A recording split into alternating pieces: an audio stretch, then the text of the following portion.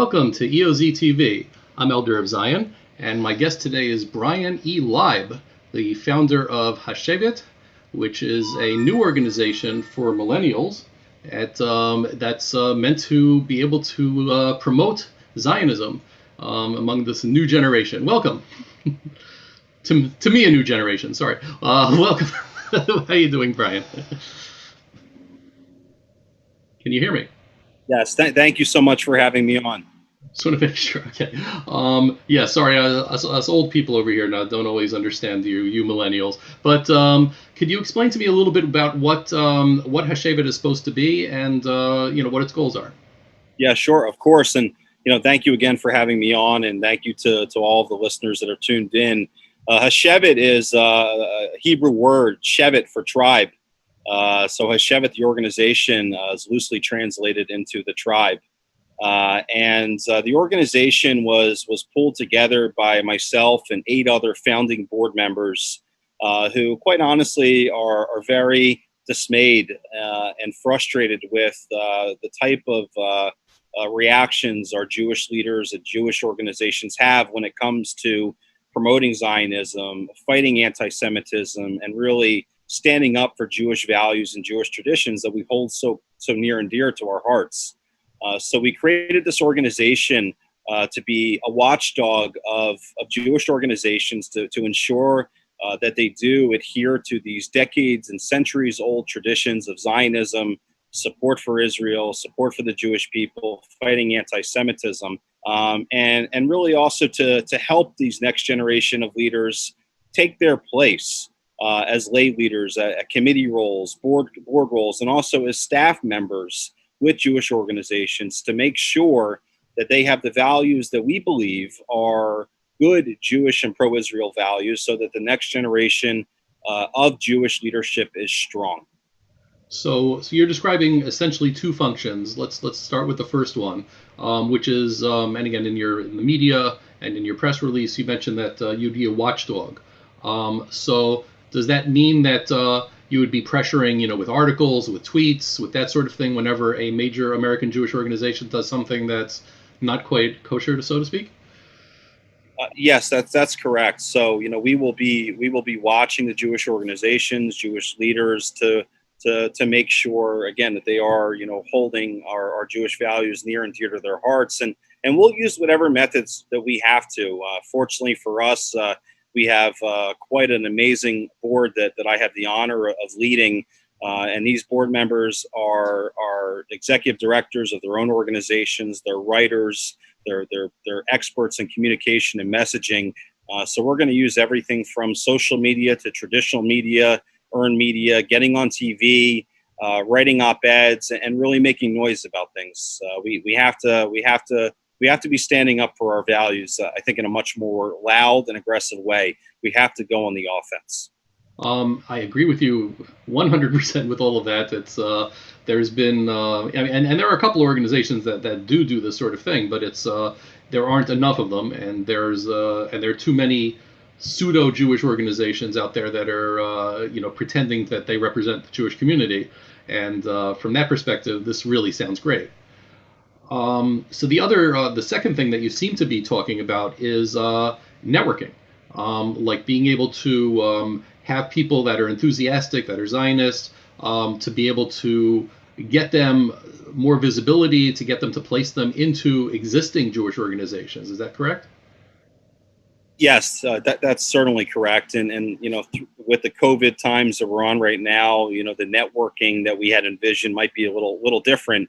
But we're starting to pull together a plan for the next remainder of the year to, on a monthly basis, provide let's call them continuing education type opportunities for young Jews in this country to hear different leaders in our space talk and ask questions and network and get involved. And then, as I was mentioning before we got started, a lot of us represent either directly as lay leaders or as staff members for Jewish organizations. So when it comes time to being able to create opportunities for the next generation of Jewish leaders to serve throughout our country, we're going to be tapping into our relationships to make sure and we demand road space, our road space, so our voices are heard. So if a person, and again, it's like young professionals, I imagine the age group of what, like 30 to 40 or something like that. What are you looking for? Yeah, anything under 40 years old. We're looking at ourselves in the most humble manner as the next generation of Jewish leadership that's here. We're ready to lead. We are leading, and then we're looking at behind us. That's something that I think is really special about a lot of our board members, in that we really are laser focused on making sure that our teenagers, our college students, are getting the right facts and showing them what it means to be a strong and proud Jew and stand up for our values. So if a young professional would want to join or want to know how they can help, walk me through what exactly would happen. Sure. So for right now, we're asking young professionals who are interested in being part or supporting HaShevet to like us, follow us on Instagram, on Facebook, on Twitter, all the social media platforms. And we're going to be building a database of these young Jewish professionals from coast to coast. And then as we start getting a little bit further in our programming, we're going to start activating and providing opportunities for the next generation of Jewish leaders to be part of what we're doing. And one of those things is we've started to create different committees within our organization. So we will be putting out I'm not sure exactly time frame wise when, but we're going to be putting out a call for Jewish leaders, Jewish professionals to get involved with us at a committee level as well. That sounds really great. Obviously, you're talking about Zionism. Obviously, that ends up being very political. Do you take political positions? How do you handle when there's something controversial or that sort of thing comes up? Well, let me just say real quickly that, while Zionism can be a political football, I'm going to be very strong and clear here when I say it shouldn't be. Zionism, we don't need to get into politics about Zionism. We don't have to get into whether or not you support Bibi Netanyahu or don't support Bibi Netanyahu. At the end of the day, Zionism means the Jewish people's right to self-determinate in our ancient homeland. So do you support the Jewish people's right to have that freedom, to have our lands? That's one thing. But when you cross over into certain politics, I don't think it's productive. And honestly, within our organization, what's really, I think, special and really could potentially be very different from other organizations is, we are our founding board members. We are mostly center left, center, and center right. So we're appealing to the moderates in this country, which we think there are a lot of moderate Jews, and we want to create a space for everyone, regardless of their political opinions. If they support Zionism, if they support fighting back against anti-Semitism, we want you to be part of our organization. We don't care what your politics are, and we, as of right now, we will not be taking any political positions. With that said, though, unfortunately, where the anti-Semitism comes from, whether it's coming from the left, it's coming from the right, this is one of our bedrocks and how we came together as an organization.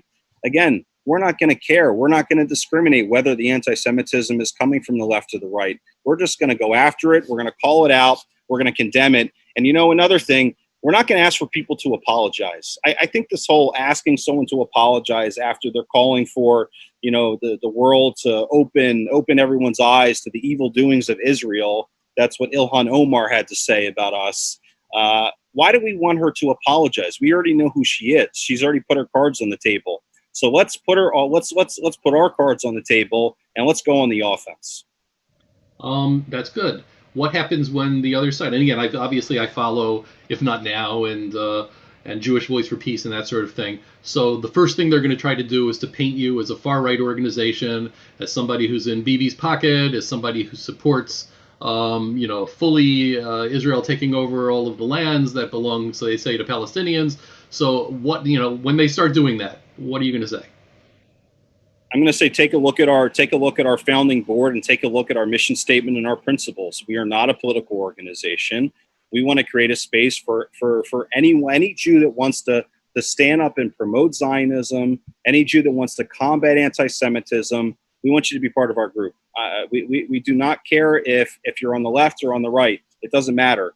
We need to create a space for Jews in this country to come together, regardless of our political opinions, and put forth the fact that we're united behind Zionism. We're united behind supporting Israel. We're united behind the fact that in New York last year, there were more attacks on the streets of Brooklyn than there ever have been. We need to come together as Jews, regardless of our political opinions. And listen, I understand. Okay, I was a Republican congressional candidate. So I understand that people can label me in a certain way. What I would ask for anyone that's watching this video, just keep an open mind, because we're going to keep an open mind as an organization.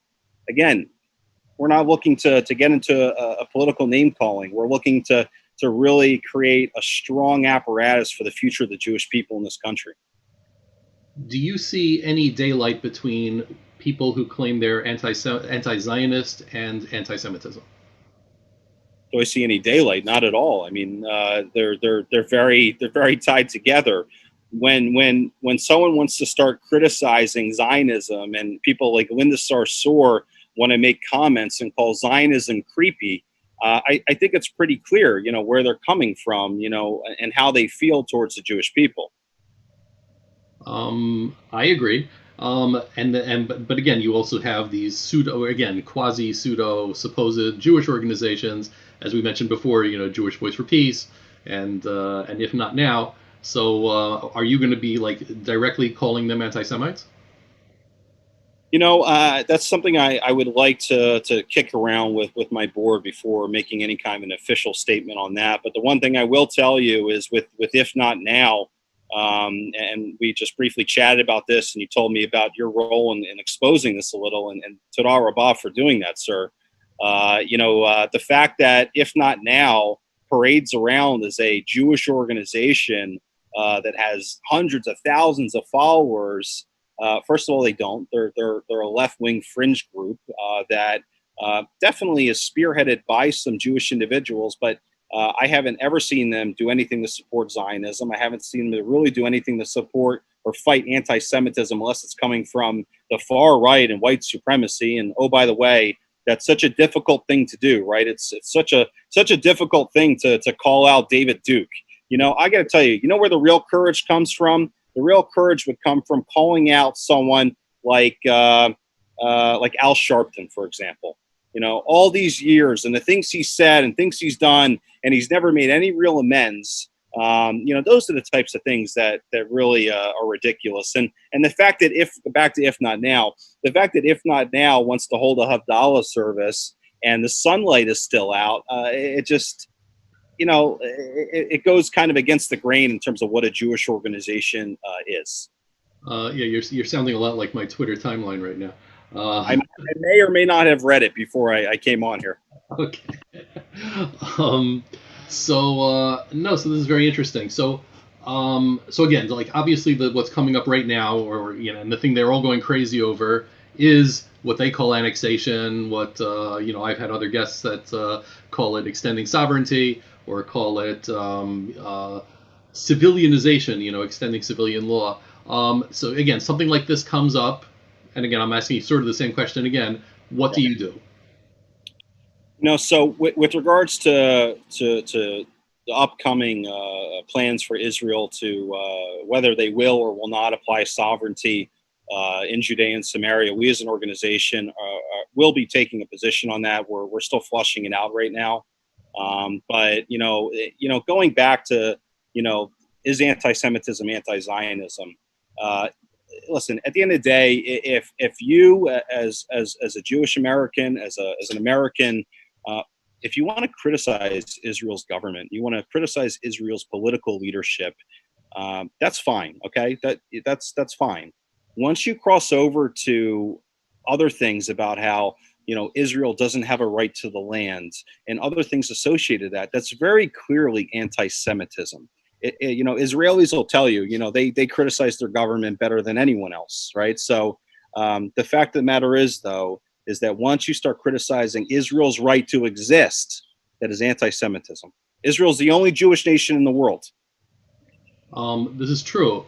However, what you just said could have been said exactly by Jeremy Ben-Ami. He would have said exactly those words. What would you say to him? If Jeremy Ben-Ami had said that to me, He would say that he supports Israel as he's not anti-Zionist. He supports Israel's right to exist. He claims that J Street, although not necessarily J Street U, but that J Street is against BDS.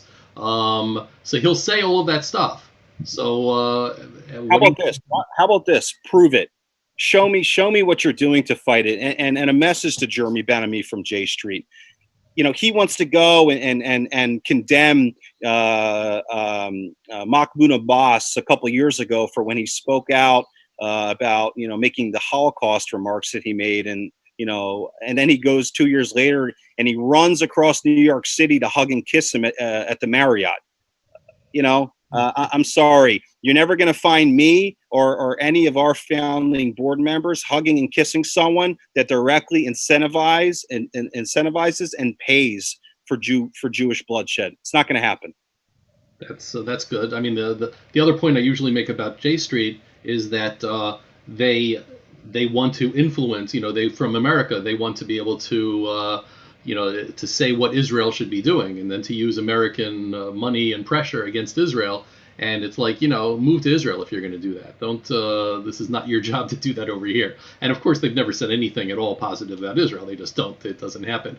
And not only that, I mean, I think they reached a new low a couple weeks ago. It was brought to my attention that J Street U's Twitter account was messaging a young Jewish Zionist who identified himself as a Zionist and was tweeting pro-Zionism things. They directly messaged him, very much belittling him and making fun of him for being a Zionist. So that's what J Street U's doing.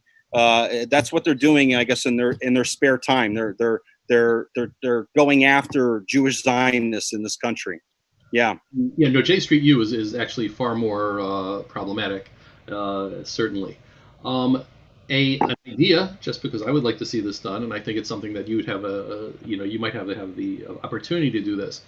Every once in a while, either J Street or some of these other left-wing organizations will come out with a survey, come out with a poll with very, very leading questions that makes it sound. And there's one that was just from this past week in which they made it sound like American Jews are overwhelmingly supportive of America conditioning aid to Israel on what Israel does with annexation or something like that. And I've read these surveys. I know that they're leading questions.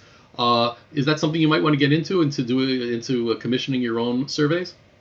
I think that's a fantastic idea, and that's something that we would definitely at some point love to do. We would love to show. We would love to show that there's another side to groups like J Street, and would also. I've got to tell you, we're a relatively new organization, and thank you again for having me come on and giving us this platform. We're a new organization. And in the last week or so, we have had so many people reaching out to us on Facebook, on Twitter, with messages of, "Oh my God, thank you so much! An organization like you has finally come out onto the dance floor." So what we're seeing is that the support that we think is there from a lot of Jews in this country that are in the middle, that potentially lead one way or the other. I think there's going to be a lot of support there, and I'm really excited to being able to build this organization with my board. We're really excited about this. Do you think you might be partnering with other Zionist organizations as you're moving forward? 100%. Yeah, we've started some. We started some of the conversations, and as I mentioned earlier, that we're going to be creating, continuing education type webinars and seminars. We're definitely going to be looking to partner with other Jewish leaders and other Zionist organizations to help us. What's your background? So my background is I was born in Philadelphia, Pennsylvania. I was raised in a suburb right outside of Philly called Voorhees, New Jersey. Most people know where Cherry Hill, New Jersey is. So I was right next to Cherry Hill, and spent a lot of time growing up in Philadelphia as well, because I was just very lucky to have a Jewish set of grandparents that were like another set of parents for me. And they lived in Philly, and I was constantly going into Philadelphia and spending time with them. Excuse me, and spending time with them, and that was my upbringing. And I had an opportunity right out of high school to either go to college, like most people do, or to join my father's business. And at 18 years old, I started working full time in a accounts receivable management business. So we were doing credit and collections for Fortune 500 companies. And I was in that for about a decade, and then I transitioned out of that, got into some nonprofit fundraising. One thing led to another. I wound up running for Congress in 2018 in Philadelphia, representing the Republican ticket.